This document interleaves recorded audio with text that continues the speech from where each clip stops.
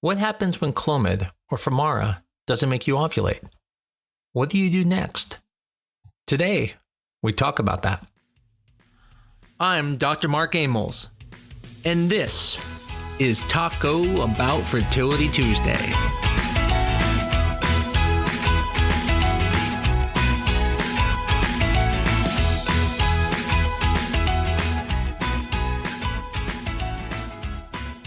In today's podcast, we're going to be talking about what happens when Clomid or Femara don't make you ovulate. Now, I'm not talking about not getting pregnant. Lots of people use Femara and Clomid and don't get pregnant.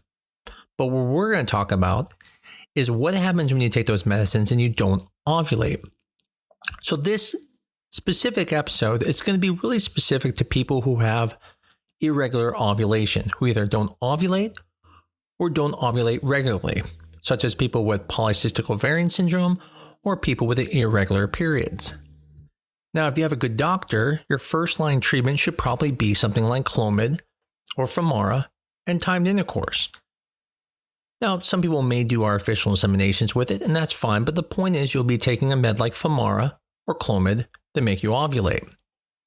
And for probably most of the patients, this will work. About 50% of the people who start ovulating will get pregnant within about 3 to 6 cycles. But what about the people who don't ovulate? What happens when they take Clomid or Femara and nothing happens? Unfortunately for a lot of patients, a lot of doctors will recommend moving on to IVF. And they say, well, if we can't get you to ovulate on Clomid or Femara, we're going to have to use injectables, and that's just too dangerous because you can make too many babies and you'll have too many multiples, so we need to go on IVF to be safe. Now, I'm not going to say they're wrong. There is some truth to that. If you actually use injectable medications, you will make probably too many eggs. It's not as controllable, and you can have high order multiples. And so a lot of people will go straight to IVF.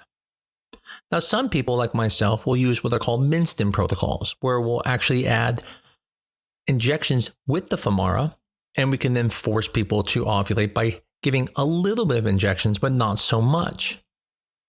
But what's interesting is there is a recent study that came out that has been doing something that many of us have been doing for a long time, and that is using extended dose Femara. What they're doing here is instead of taking Femara for just 5 days between the 3rd day and the 7th day of your cycle, you actually take it for 8 days or 10 days. Now, at first, this would seem like it wouldn't work. I mean, if Femara didn't make you ovulate in 5 days, why giving more of it's going to make you work? But the reason why it will work is because by persistently having the FSH coming, eventually it causes the person to ovulate. In this recent study of 69 patients, 92.75% of them ovulated after using letrozole for extended period of time. Matter of fact, of the 69 patients, 48 of them ovulated after taking 7 days of letrozole, and 16 of them ovulated after 10 days of letrozole. Now, keep in mind, all these patients were people who have already failed letrozole, meaning they did not ovulate with just a 5-day regimen. That means of the 69 patients, only 5 patients didn't ovulate. This may not sound like breakthrough study, but this is actually really great to know because many patients, when they fail something like letrozole or Clomid, feel like they have to go on the IVF. And what this study showed was what many of us who have used extended therapy shown is that you can get pregnant even without using IVF when you fail letrozole therapy.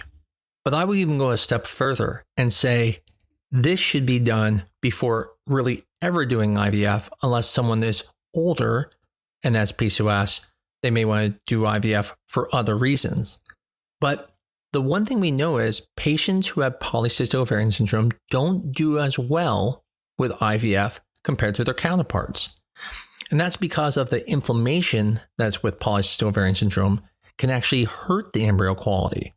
And you'll actually hear about patients who get 40 or 50 eggs and then you hear they only get 2 embryos. That is because of that poor environment.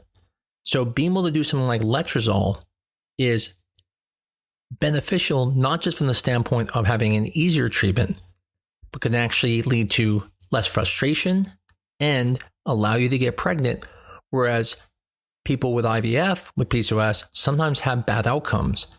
And that can be devastating. Because I've mentioned before in other podcasts, there is no IVF 2.0. So when you fail IVF, you feel like you failed the best thing possible. Then you feel like there's no hope because you just failed the best thing. Which in reality, that's not true, but that's how people feel. In the end, this is great news. And anyone who has failed letrozole should ask their doctor if they can do extended letrozole for 7 days or even up to 10 days. And then only when they failed that, then should they start talking about things like IVF. Because as I said, people with polycystic ovarian syndrome are not the greatest candidates for IVF. And if they can get pregnant using just letrozole, that would be much safer, much easier, and probably have great results. I think it's important to understand that polycystic ovaries is not polycystic ovarian syndrome. And so women with polycystic ovaries who ovulate regularly can still have IVF cycles that are very successful without issues. But women with polycystic ovarian syndrome who have high inflammation levels, those women will actually have a reduced chance in IVF compared to their counterparts because of that inflammation. It's not that IVF isn't a treatment choice, it is. But the point is, if there's no reason to go on to IVF just because you failed letrozole based off of this study. Instead, you should try at least the extended forms. And if that doesn't work, then at that point, you want to talk to your doctor about moving forward with IVF. It's always great to have a study come out that kind of confirms what you've been doing. And this study is no different. Many doctors are already doing this, but it's nice to see a study come out showing what we already thought. Hopefully a lot of doctors will start doing this and save people the troubles of going through IVF. Hopefully you're one of the people that this helped, and maybe this even helped you help talk to your doctor about doing this treatment. If you like this, as I always tell you, please tell everyone about us and give us a great review. I look forward to talking to you again next week on Taco Bout Fertility Tuesday.